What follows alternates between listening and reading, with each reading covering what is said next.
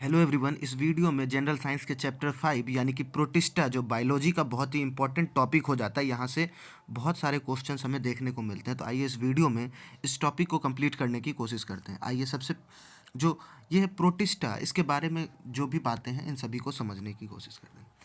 The kingdom protista includes diverse kinds of unicellular eukaryotic micro organism. मतलब ये जो kingdom है, प्रोटिस्टा जो किंगडम बनाया गया है, इसके अंदर बहुत ही अलग अलग तरह के, बहुत ही डाइवर्स मतलब बहुत तरह के यूनिसेलुलर यानी कि एक कोशिकीय यानी कि जिसमें एक सेल हो, ऐसे यूकैरियोटिक माइक्रो ऑर्गेनिज्म दो तरीके के होते हैं ऑर्गेनिज्म। एक होता है प्रोकैरियोटिक यानी कि जिसको प्रिमिटिव बोलते हैं यानी पुराना बोलते हैं।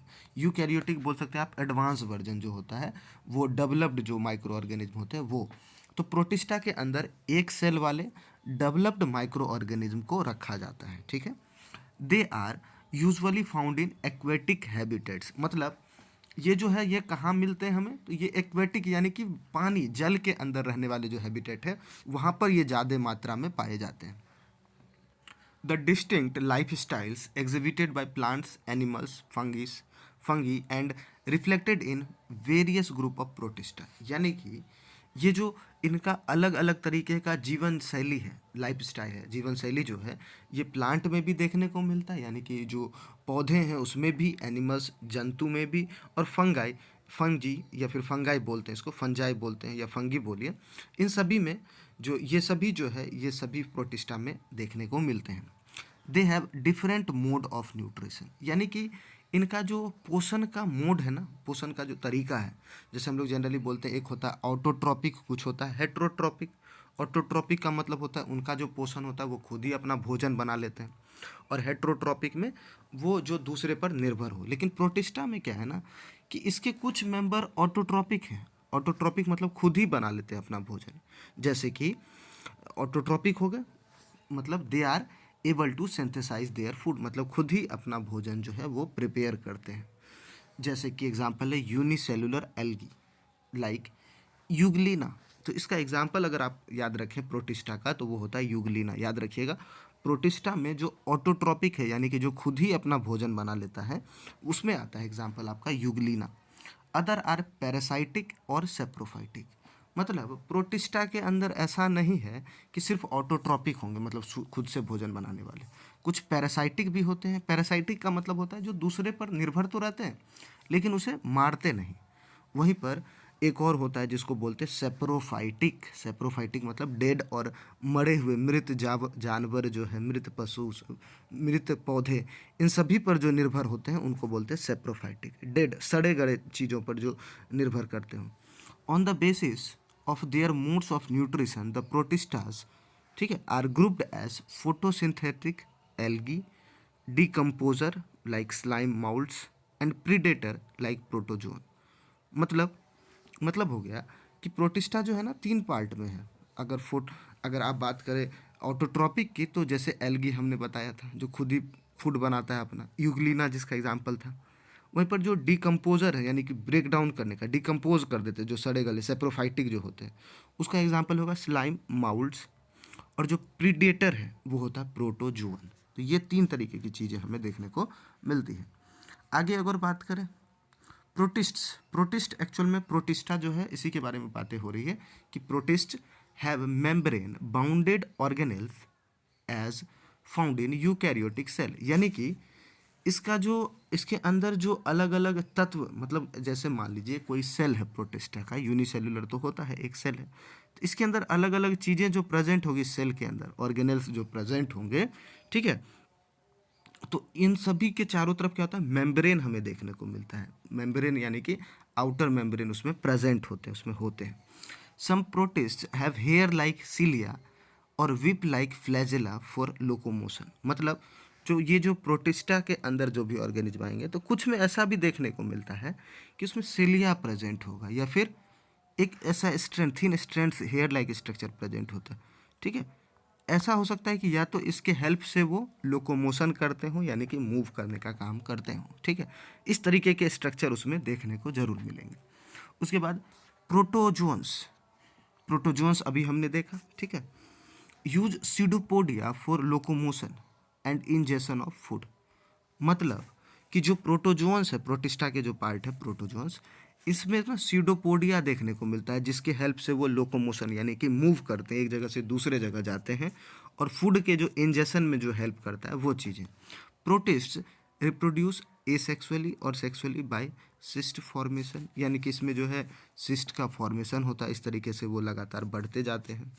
माइटोसिस, माइटोसिस भी देखने को मिलता है और मियोसिस भी देखने को मिलता है। उसके बाद है dinoflagellates, diatoms, euglena, protozoans are the example of protista. तो प्रोटिस्टा के अगर एग्जाम्पल्स की बात करें तो पहले तो एक याद रखिएगा, यूग्लिना, ये फोटोसिंथेटिक भी होता है, मतलब अपना भोजन खुद बनाता है। प्रोटोजोन्स हो गया, ठीक है। उसके बाद डिनोफ्लैजेलेट्स हो गया, फ्लैजेला जिसको बोल सकते हैं आप, डाई एटम्स हो गए। तो these are the examples of आपके ये जो है एग्जाम्पल है। फिर गोनियलेक्स, ठीक है, gonyaulax grow in abundance over the sea surface that makes the sea appear red, known as red Tide.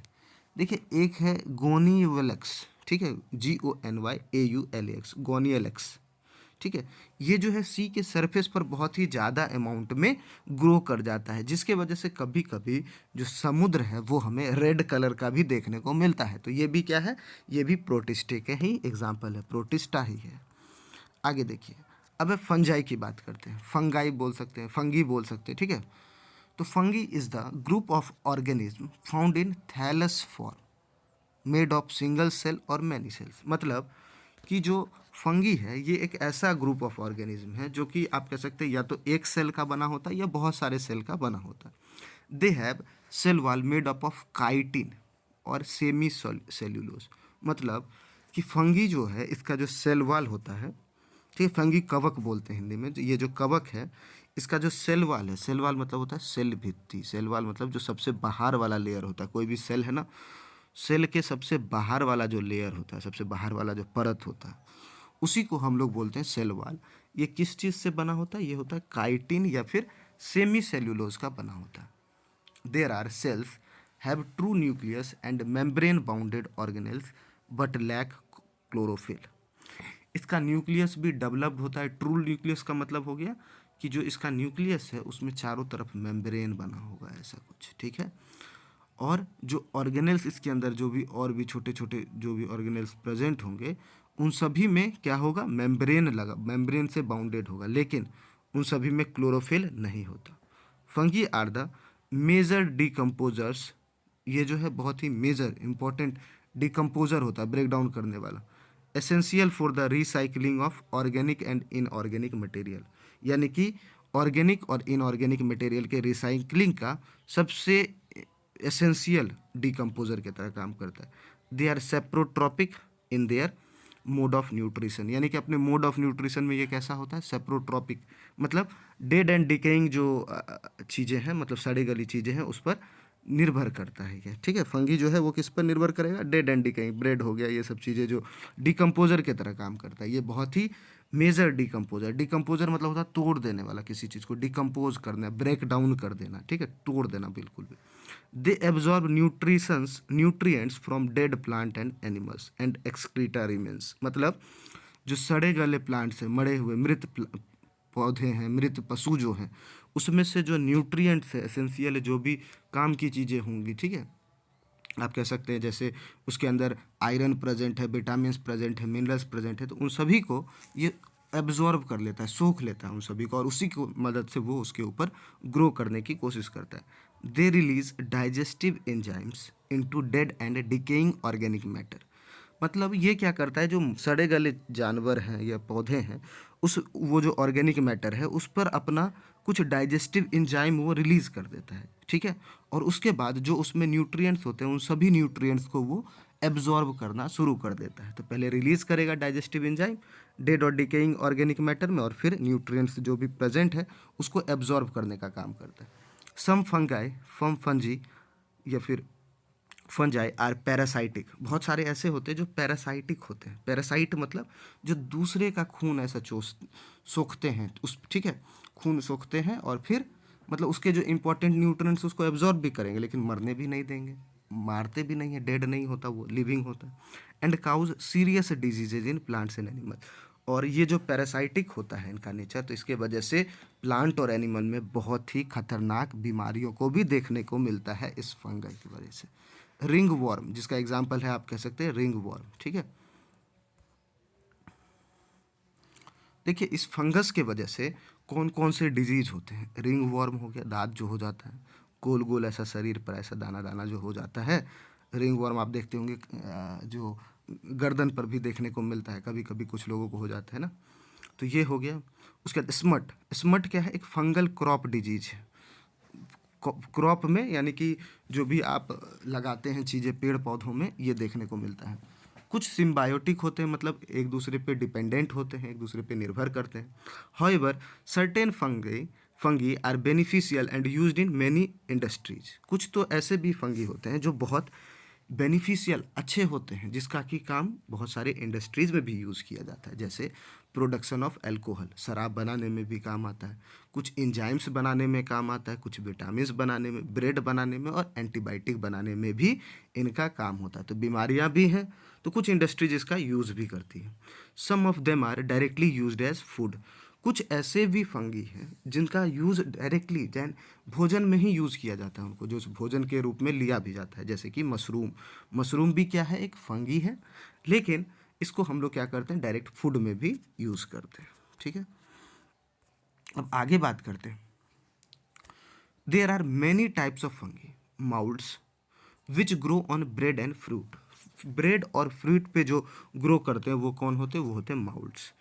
माइल्ड्यूज are the fungi which cause plant disease. जो पौधों में जो बीमारियां होती है ना, वो कौन होता है, तो माइल्ड्यूज, ठीक है।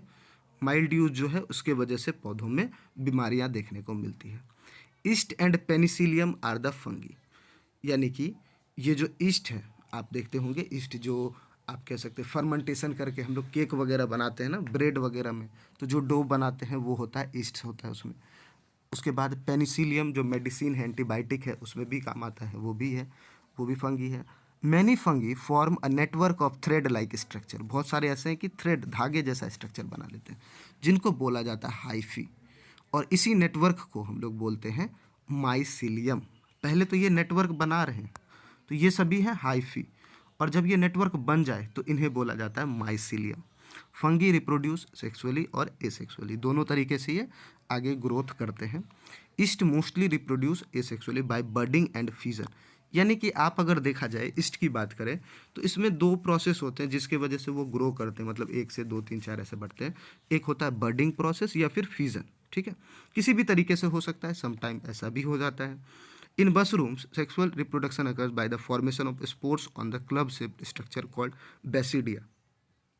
तो मशरूम में क्या होता है ना, मशरूम का जो ग्रो करने का तरीका है वो अलग हो जाता है। फिर fungi grow on cowdung are called coprophilous. Coprophilous, ठीक है, याद रखिएगा। जो आप लोग काउडंग ऐसा सुनने में आया होगा कि काउडंग जो है उसके ऊपर भी कुछ फंगी ग्रो करते हैं, ठीक है। तो काउडंग के ऊपर जो फंगी ग्रो करते हैं उनको बोला जाता है कोप्रोफिलस, ठीक है, याद रखिएगा। कोप्रोफिलस मतलब जो भी काउ डंग के ऊपर ग्रो करेंगे उनको बोला जाएगा कोप्रोफिलस। उसके बाद कुछ इंपॉर्टेंट फंगी है, उनका नाम देखिए। सबसे पहला है ईस्ट, ठीक है। ईस्ट क्या है भाई, तो ईस्ट जो है एक यूनिसेलुलर फंगी है, यानी कि एक ही सेल होगा, वो भी यूकैरियोटिक यानी कि डेवलप सेल होगा।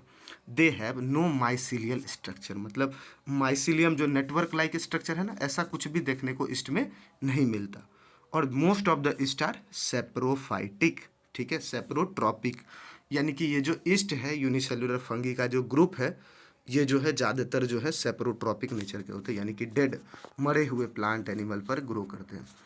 And are found in growing in sugary substance like surface of ripe fruit. जो फल होते हैं ना, फल, पके हुए फल, तो उसके सरफेस पर आप देखेंगे ये ऐसे ग्रो उग जाता है। कुछ समय बाद अगर छोड़ दिया जाए तो उसके पास धीरे धीरे धीरे धीरे छोटे छोटे हमें वो देखने को मिलते हैं। तो ये जो है ये कौन सी होता है, ये ईस्ट होता है। शुगर केन आप देखेंगे गन्ने के ऊपर, फ्रूट जूस अगर रख दिया जाए तो उसके ऊपर देखते हैं कि ग्रो कर जाता है, ठीक है। और कुछ ऐसे कुछ पैरासाइटिक नेचर के भी होते हैं, ठीक है। उस वो क्या होता है ना, पैरासाइटिक वाले वो अगर ग्रो कर जाए तो उसके कारण कुछ डिजीज प्लांट्स और एनिमल्स में देखने को मिलते हैं। Yeast cell secrete extracellular enzyme called zymase. इसको याद रखिएगा कि जो ईस्ट सेल है वो कौन सा एंजाइम रिलीज करता है, तो वो रिलीज करता है जाइमेज। ईस्ट रिलीज करता है जाइमेज। It convert complex sugar into simple soluble sugar, यानी कि जो कम्प्लेक्स शुगर है, बहुत ही कठिन, मतलब बोल सकते हो आप बहुत ज़्यादा मॉलिक्यूल्स जिसके अंदर प्रेजेंट होते हैं ना, एकदम बहुत ज़्यादा, तो उसको क्या करता है, ये ब्रेक डाउन करता है किसमें, सिंपल शुगर में। ठीक है, तो ये भी याद रखेंगे कि इसके अंदर कौन सा एंजाइम प्रेजेंट है, तो जाइमेज एंजाइम प्रेजेंट होता है, और जो कम्प्लेक्स शुगर को सिंपल शुगर में तोड़ने का काम करता है। Yeast generally reproduced by budding और फिजन। ईस्ट का जो जनरली ग्रोथ होता है, ठीक है, ये आगे जो बढ़ता है वो जनरली या तो बडिंग प्रोसेस से बढ़ेगा या फिर फ्यूजन से। तो याद रखेंगे yeast generally reproduced by budding और फ्यूजन। ठीक है, अब इकोनॉमिक इम्पोर्टेंस ऑफ ईस्ट देखने की कोशिश करते हैं। आखिर जो ईस्ट है उसके क्या क्या बेनिफिट मिलते हैं हमें, क्या क्या इकोनॉमिक आर्थिक क्या क्या फ़ायदा हो सकता है। तो पहला है ब्रूइंग इंडस्ट्री, मतलब yeast have the property to ferment sugar solution into ethyl alcohol. Yeast जो होता है ना, ब्रूइंग इंडस्ट्री का मतलब हो गया जो अल्कोहल शराब बनाती है, जो भी कंपनी है जो शराब वगैरह बनाती है उनको बोला जाता है ब्रूइंग इंडस्ट्री। तो जो ईस्ट है उसका ये प्रॉपर्टी, उसके पास एक गुण है कि वो जितने भी शुगर के सॉल्यूशन है, चीनी का जो सॉल्यूशन है, उसे वो इथाइल अल्कोहल में कन्वर्ट कर देते हैं, उसका यूज़ करते हैं और उसमें क्या बना देते हैं, इथाइल अल्कोहल, और साथ में कार्बन डाइऑक्साइड।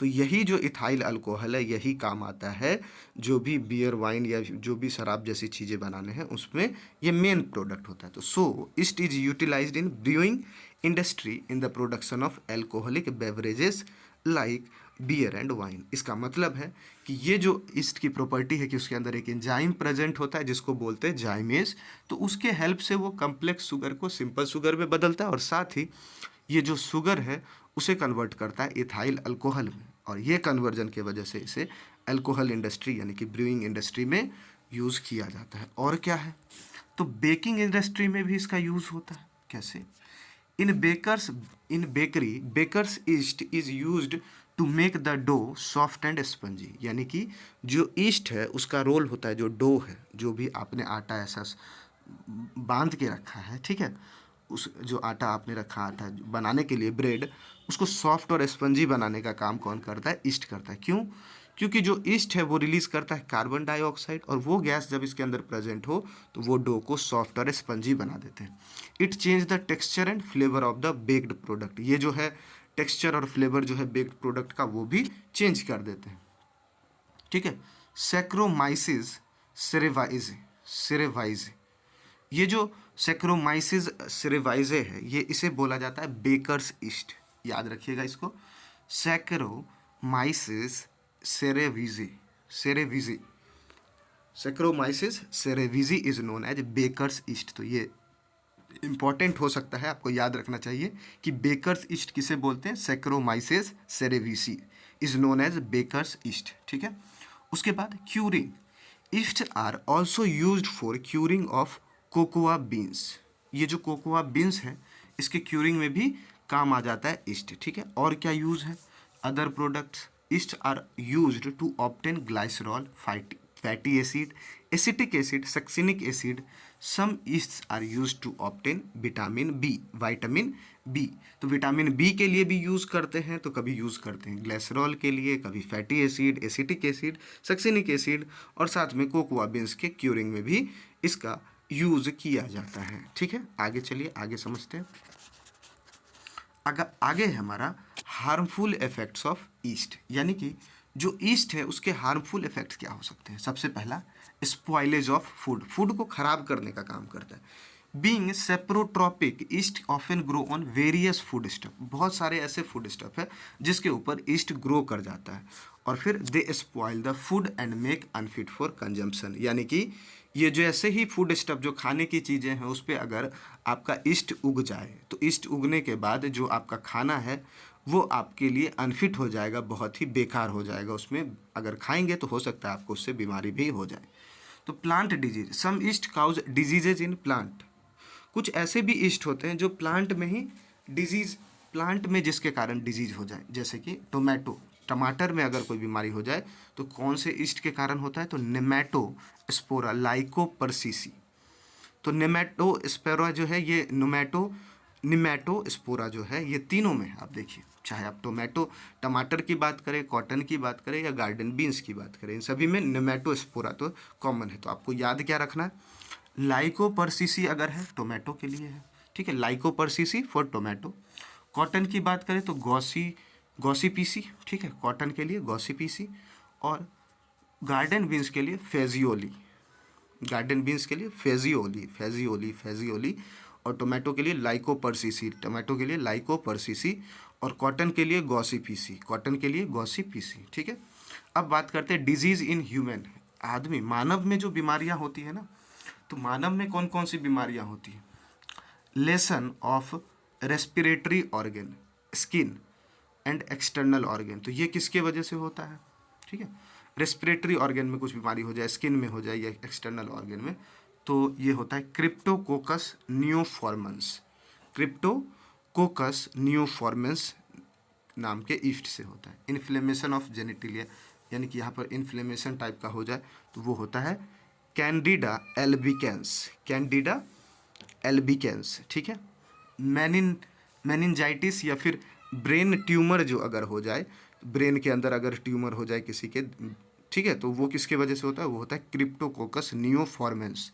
तो ये जो दो बीमारी, ये जो है ना क्रिप्टोकोकस नियोफॉर्मेंस, इसके वजह से बहुत सारी बीमारियां होती हैं, मेनिनजाइटिस, ब्रेन ट्यूमर, ठीक है, रेस्पिरेटरी ऑर्गन में बीमारी है, स्किन में, एक्सटर्नल ऑर्गन में। तो ईस्ट में जो इंपॉर्टेंट ईस्ट है ह्यूमन के लिए जो बहुत ख़राब है वो है कैंडिडा एल्बिकेंस और क्रिप्टोकोकस नियोफॉर्मेंस, ठीक है, इस चीज़ को ध्यान रखेंगे। आगे चलिए,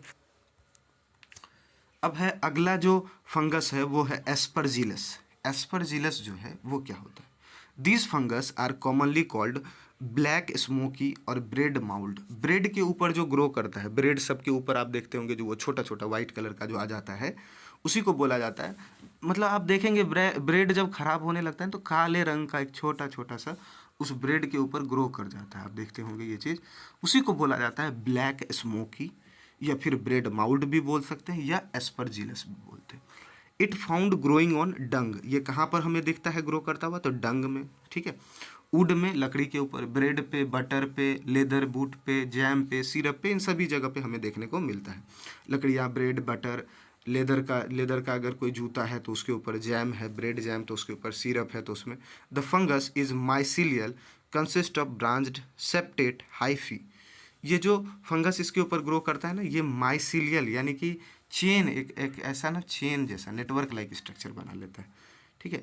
asexually reproduce by formation of conidia, इसमें जो फॉर्मेशन होता है, किसका फॉर्मेशन होता है, कॉनिडिया का, और इसके थ्रू फिर ये आगे और मल्टीप्लाई होता है, 1 से 2 3 4 जो बढ़ते हैं वो इसी की वजह से। अब इसका इंपॉर्टेंस क्या है, aspergillus oryzae is used in the preparation of alcoholic beverage, यानी कि जो भी आप शराब के इंडस्ट्री की बात करो, शराब की चीज़ें जो भी बन रही होती है, तो इसमें एस्परजिलस का ही यूज होता है। Some species are use in the production of antibiotic, कुछ का काम होता है एंटीबायोटिक के प्रोडक्शन में, विटामिन्स बनाने में, एंजाइम बनाने में, और चीज़ के भी प्रिपरेशन में इसका यूज़ होता है। वहीं पर इसके हार्मफुल इफेक्ट की बात करें, with the spoilage of food it cause rotting of apples, जो सेब है उसका सड़ जाना होता है, पोमेग्रेनेट्स अनार जो सड़ जाते हैं, फिग्स हो गया, टोबैको हो गया, ठीक है। और इसके कारण कुछ ऐसे भी होते हैं जिसके कारण बीमारियां भी हो जाती है, ठीक है, जैसे एस्परजिलस फ्यूमिगेटस के कारण आप देखते हैं कि ईयर में इन्फेक्शन हमें देखने को मिलता है। ड्राई फ्रूट में जो बीमारियां देखते हैं एस्परजिलस फ्लेवर्स की वजह से होता है। The fungus produce aflatoxins which are carcinogenic may cause cancer in human beings. कुछ ऐसे भी फंगस हो जाते हैं जिसके कारण आप कह सकते हो कि जो कार्सोजेनिक होते, कार्सिनोजेनिक का मतलब होता है जिसके कारण आपको कैंसर जैसी बीमारियां हो जाए। तो कुछ ऐसे फंगस होते हैं जो बनाते हैं एफ्लाटॉक्सिन्स जिसके वजह से जो मानव है उसके अंदर कैंसर होने की भी संभावनाएं हो जाती हैं, ठीक है। तो इसको भी जानेंगे। अब आगे देखते हैं, अगला है पेनिसिलियम। अब जो पेनिसिलियम है वो क्या है, this group is also known as green mould. Penicillium का जो दूसरा नाम होता है इसको बोलते हैं ग्रीन, हरा, ग्रीन माउल्ड बोलता जाता है, ठीक है। उसके बाद most of the species are saprotrophic, grow on decaying vegetable, fruits, meat etcetera. कुछ बहुत सारे ऐसे स्पीसीज होते हैं जो कि सड़े हुए सब्जी पर देखने को मिलते हैं, फल है, जो मीट है, इन सब जगहों पर देखने को मिलता है। A few species are parasitic cause diseases. कुछ स्पीसीज ऐसे हैं जिसका नेचर पैरासाइटिक है, मतलब जो दूसरे पर परजीवी जिसे बोलते हैं ना, पैरासाइटिक परजीवी हो जाते हैं, जिसके कारण बहुत सारी बीमारियां भी होती है, ठीक है। Penicillium chrysogenum is used in producing antibiotic penicillin. तो आप लोग ये सुने होंगे कि पेनिसिलियम जो है ये एक ऐसा आप कह सकते हैं स्पीसीज है, ऐसा फंगस है जिसके कारण अब एक एंटीबायोटिक बनाया जाता है जिसे बोलते हैं पेनिसिलियम। तो ये कौन सा होता है? तो ये होता है पेनिसिलियम क्राइसोजेनम। पेनिसिलियम क्राइसोजेनम से बनता है पेनिसिलिन। पेनिसिलिन किससे बनता है? Penicillium chrysogenum.